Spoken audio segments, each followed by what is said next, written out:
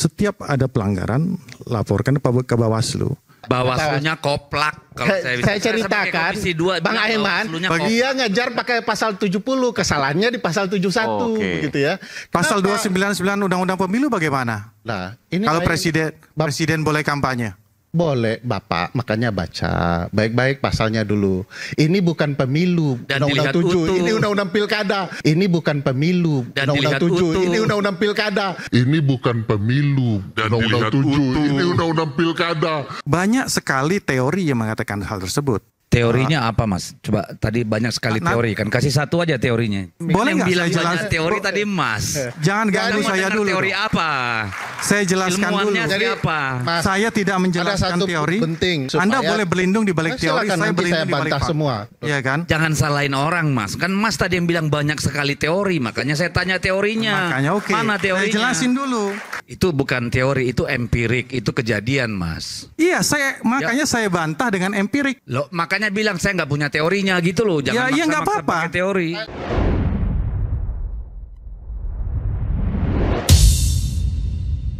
Bung Ferry Amsari bukan hanya sebagai seorang akademisi, tapi dia juga memang seorang bintang film saat ini. Bintang film Dirty Vote.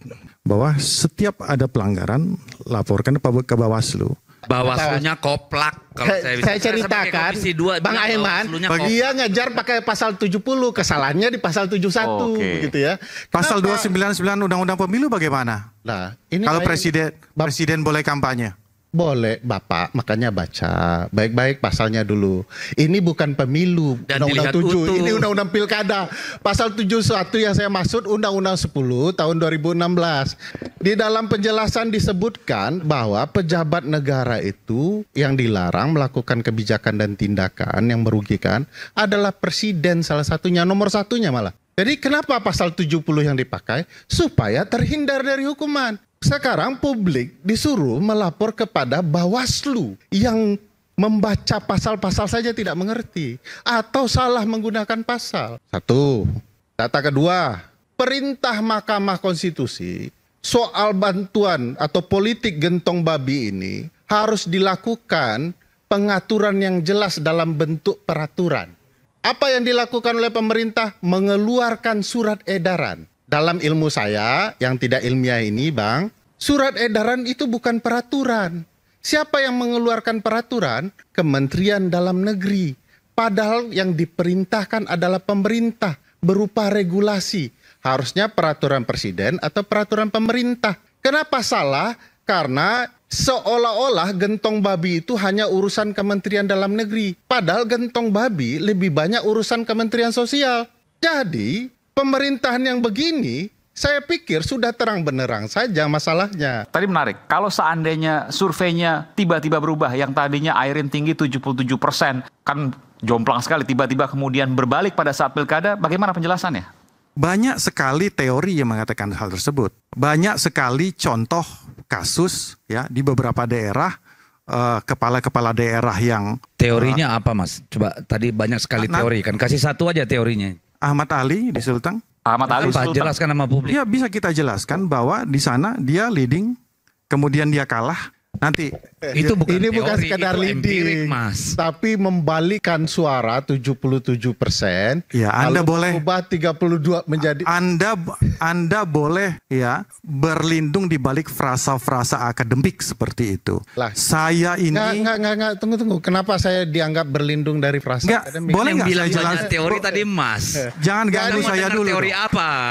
Saya jelaskan ilmuannya dulu. siapa? Mas, saya tidak menjelaskan ada satu teori. Penting, nama dikarang oleh Mariam Escott ya, dikeluarkan oleh. Sekarang boleh nggak saya jelaskan? Saya jelaskan supaya Anda tidak menuduh ya. Enggak, saya nggak menuduh. Saya hanya mengkomparasi fakta. Survei di sana tidak sekedar ruang politik, ada nalar ilmiah di dalamnya. Yes. Pemahaman matematika, statistika, logika yang benar. Apa yang terjadi di Banten tidak logis secara keilmuan dan praktik kecurangannya juga sudah dijelaskan. Ada 32% suara beralih tidak sampai dalam hitungan 1 bulan.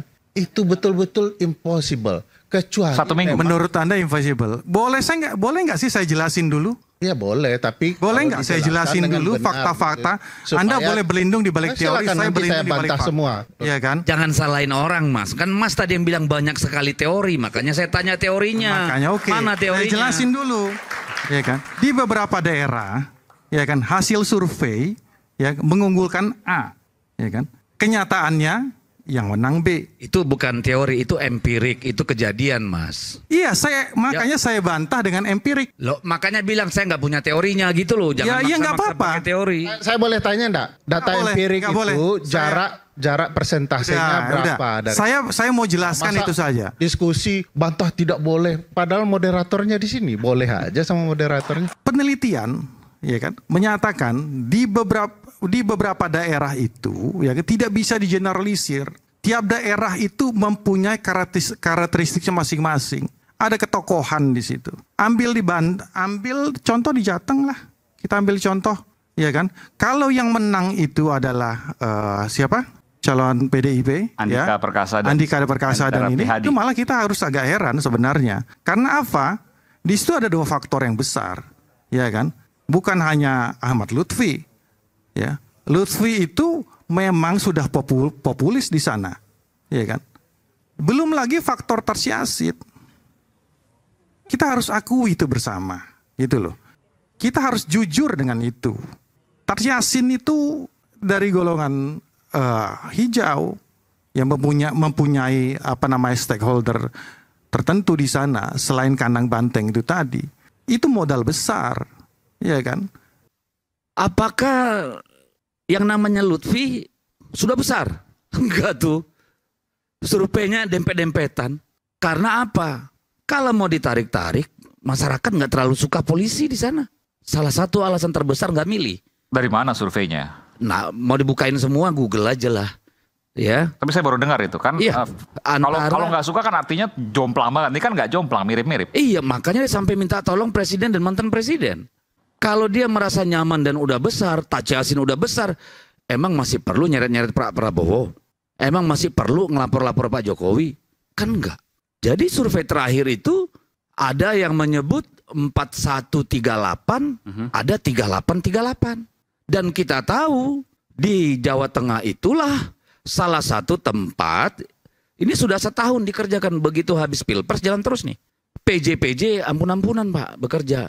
Pernah waktu Pilpres itu 127 kepala desa dipanggil oleh Dilkrimsus Polda. Dan kemarin sebelum coblosan ada ratusan itu kepala desa digerebek sama Panwaslu. Jadi ini sama fenomenanya sama Banten. Ada kekuatan maha kuasa bekerja di ruang terang secara gelap-gelapan mempengaruhi hasil pemilu. Assalamualaikum warahmatullahi wabarakatuh. Berjumpa lagi bersama saya di Mas TV Channel. Barusan tadi kita saksikan ya perdebatan yang cukup sengit antara Jupir Muryono yaitu Bung Hendarsam Marantoko dan juga politisi PDIP Bung Deddy Sitorus dan pakar hukum tata negara yaitu Ferry Amsari. Di dalam perdebatan tadi ada hal yang cukup menarik ya. Bung Hendarsam menarasikan bahwa jika di pilkada terdapat kecurangan, laporkan saja kepada Bawaslu. Hal tersebut langsung dibantah oleh Bung Deddy Sitorus. Bawaslu yang mana? Bawaslu yang koplak itu. Setiap hal yang dicurigai sebagai kecurangan sudah dilaporkan, tetapi tidak ada tindakan dari Bawaslu. Jadi apa tugasnya Bawaslu sebenarnya di dalam pilkada ini? Dan juga ada hal yang menarik menurut saya ketika Bung Hendarsam menyinggung soal pilkada di Jawa Tengah kemarin ya.